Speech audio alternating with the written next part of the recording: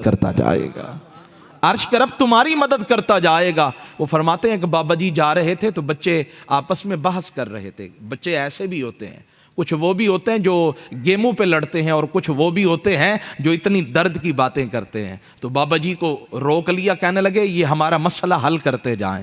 بیٹا بتائیں، کہا ہم یہ آپس میں کہہ رہے تھے اللہ کی نظر سب سے زیادہ کس کے دل پہ ہوتی ہے؟ وہ جو گناہ کرتا ہی نہیں ہے اس کے دل پہ ہوتی ہے، یا جو گناہ کر کے توبہ کر لے اس کے دل پہ ہوتی ہے؟ بابا جی بڑے گہرائی والی بات کرتے ہوئے فرمانے لگے بیٹا میں کوئی بہت بڑا اللہ کا ولی تو ہوں نہیں، لیکن اتنا ضرور بنا مجھے پتا ہے میں دھاگے سے کپڑے بنتا ہوں، کپڑے تیار کرتا ہوں، اور جب کھڈی چلاتا ہوں نا تو میں گہری نگاہ رکھتا ہوں کہ جو دھاگا ٹوٹ جاتا ہے نا پھر اس کو گرہ لگاتا ہوں، گانٹھ لگاتا ہوں۔ جو ٹوٹا نہیں ہوتا میری نظر اس پہ نہیں ہوتی ہے، جو دھاگا ٹوٹ جائے نا میری نظر اس پہ ہوتی ہے، کہیں وہ پھر نہ ٹوٹ جائے۔ آپ یہاں بیٹھے اللہ کرے مدینے بھی جائیں، سمجھ آ رہی ہے تو سبحان اللہ بھی کہہ دیں۔ اللہ آپ کو مدینہ بھی دکھائے، مکہ بھی دکھائے، اور پھر نجف اشرف بھی دکھائے۔ ہاں جی، کہا وہ جو دھاگا ٹوٹ جائے نا میری نظر اس پہ ہوتی ہے۔ بابا جی فرمانے لگے یہ میرا تجربہ بتاتا ہے، میری زندگی کا یہ طور طریقہ مجھے بتا رہا ہے او بھائی اللہ نیکوں پر بھی نظر رکھتا ہے، لیکن جو ٹوٹے ہوئے ہوں، جو گنہگار ہوں، جو سیاکار ہوں، ان پر اللہ کی بڑی ہی خاص نظر ہوتی ہے۔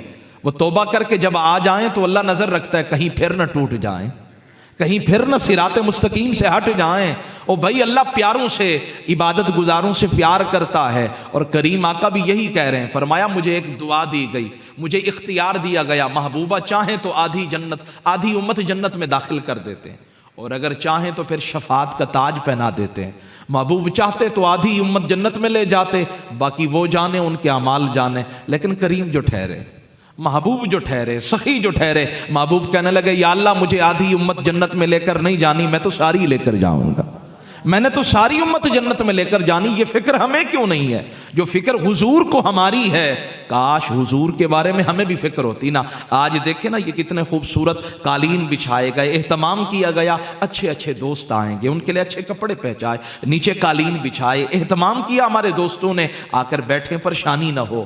آؤ ذرا آج تمہیں حضور کے حجرے کی طرف نہ لے چلو، محبوب کے گھر میں نہ لے چلو۔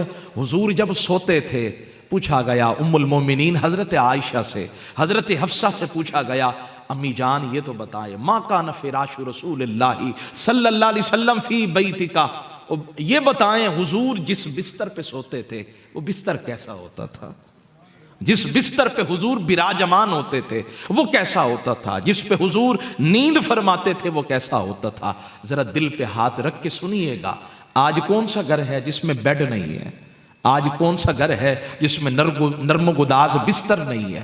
میں رات جب ایک پروگرام سے، شادی کا پروگرام تھا، میں آ رہا تھا تو میری آنکھوں میں نمی آ گئی، دھند اتنا تھی، میرے کان ٹھنڈے ہو گئے، میرا چہرہ ٹھنڈا ہو گیا، میرے ہاتھ یوں تھے اندر تھے، لیکن اس کے باوجود سردی سے کپ کپاہٹ طاری ہو رہی تھی۔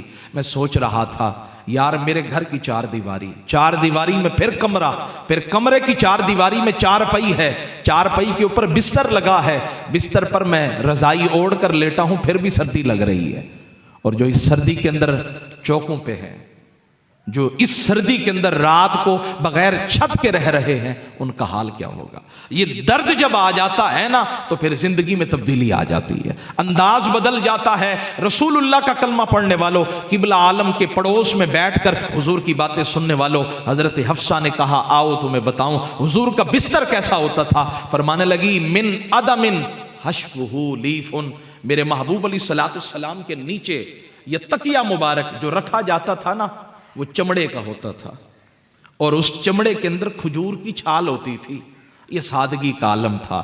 محبوب، یہ وہ محبوب ہے جنہیں رب فرما رہا ہے محبوب چاہیں تو لیجعل لی بطہا مکہ ذہبا، محبوب فرماتے یہ مت سمجھنا میں بے بس ہوں، اگر میں چاہوں تو احد کا پہاڑ سونے کا بن کر میرے ساتھ چلے، لیکن محبوب فرماتے ہیں عمارت میں وہ مزہ نہیں ہے جو غربت میں مزہ ہے، جو سادگی میں مزہ ہے۔ میں نے کہا مالک مجھے کچھ نہیں چاہیے، بس اتنا کرم کر دے، جو دینا ہے ادھر ہی دے دینا، قیامت کے دن میں مانگتا جاؤں تو میری دکھیاری امت کو بخشتے چلے جانا، معاف کرتے جانا۔ میں اختتام کی طرف آ رہا ہوں۔ دوسری روایت